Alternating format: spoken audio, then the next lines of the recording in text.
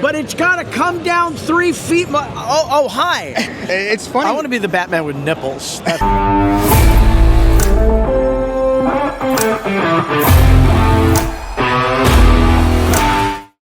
How are you doing, man? Very well. Welcome to the Legacy of Nerd. My name is Daniel, and I'm here joined today with voice acting legend, Robbie Rist. How are you doing, man?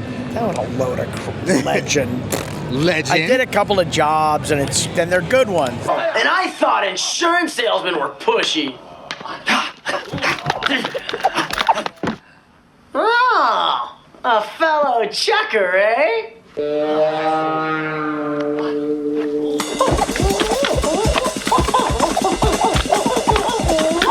Okay, no. I'm not Rob Paulson. I'm not Gray Delisle. These people are voiceover legends. Amazing. And you're right. Debbie Derryberry. You are right. They are legends as well. Legend. But when I hear Michelangelo to this day, when I think of it, I hear you. All right, I'm a legend.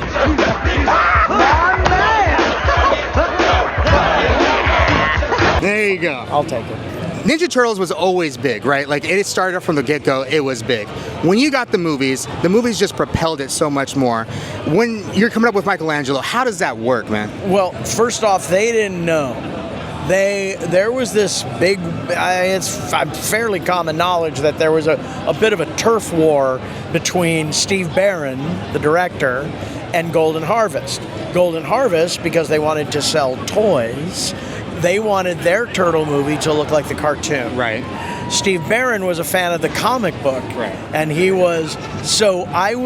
I was doing my work on it, I had overheard a discussion where they were saying that the thing is too dark and Golden Harvest is afraid no one's going to go watch it. Kids aren't going to enjoy it. They're going to scare them. Well, this is classic money people thinking, right?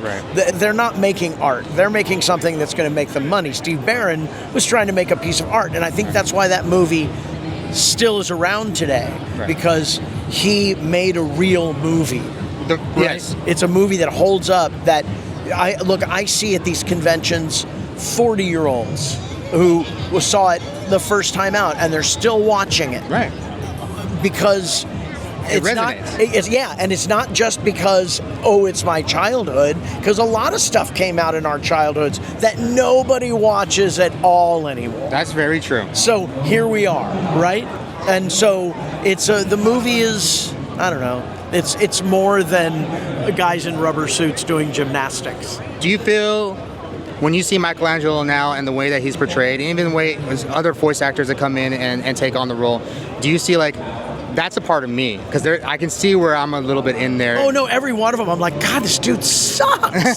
No, I don't actually. I love the fact that there's a Michelangelo legacy out there of like, there's now 7 of us or so, 8 of us, who all have taken on that guy. Yeah. And I think everybody brought something interesting each time. Mikey Kelly doesn't sound like me. No. Greg Sipes doesn't sound like me. The kid that was in the Seth Rogen movie doesn't sound like me. That's a good point. But all of them have a little stamp that is theirs. That's true. And it's an honor to be a part of something that actually has a legacy. That's crazy. I know that is crazy. And I remember it's like different James Bonds. That's you know what I mean? That's very true. Batman. Yeah. Batman. Right? You're right. You're Batman. Right?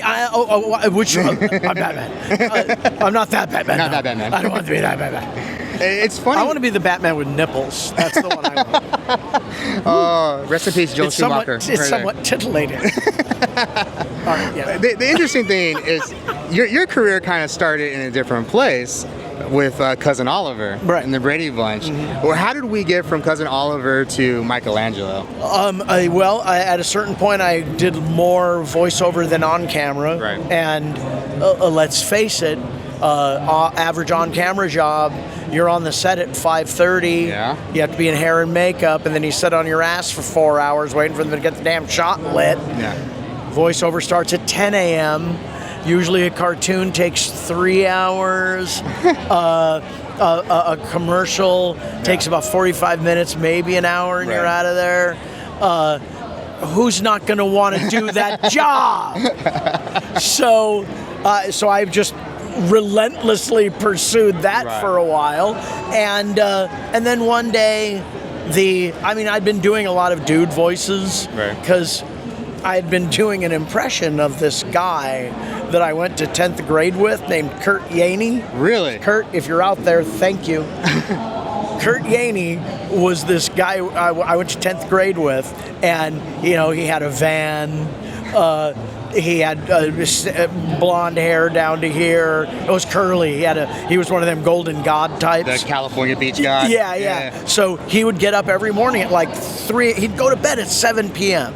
And he'd get up at 3, and he'd go to the beach, and he would surf for 2 or 3 hours, and then he would go to school, sanding his hair, doing the whole thing. He'd be getting out of the van. I'd be like, Kurt, dude, what's going on? He's like, dude, it's great, whatever. And so I started sort of, in a good-natured way, kind of poking fun at the guy. Right. And it sort of became this accent that I knew how to just do. Right. And so I was doing a lot of dudes. Yeah. And then Michelangelo comes up, and it could have been any number of us. There's a lot of guys doing the dude voice at the time. That's true. But I got lucky, and they went with me, and now 35 years later, we're still talking about this thing. And that's, again, who saw that coming? I think we did. I think the audience did. I have to say, for me as a child, yes, the cartoon was around, but it wasn't the movies were the Ninja Turtles.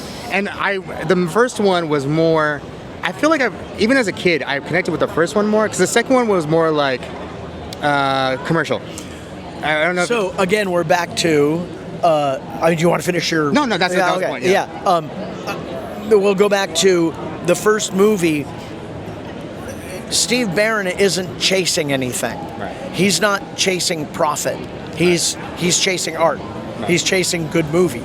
And he's chasing how do you make a good live-action movie about, really, if you think about it on paper, and it's why it took him so long to get funding, maybe the most ridiculous premise if you saw it written down. That's true. I can see that. And you didn't know the comic book. Right. And Brian Tochi tells a great story about because he had no idea what any of this was. And the person, his agent, was like, yeah, if you want to read on this thing, it has the most ridiculous name ever. And he's like, what? It's Teenage Mutant Ninja Turtles. And he's like, okay, all right, I'll read for that. Is it like Toxic Avenger or something? Yeah.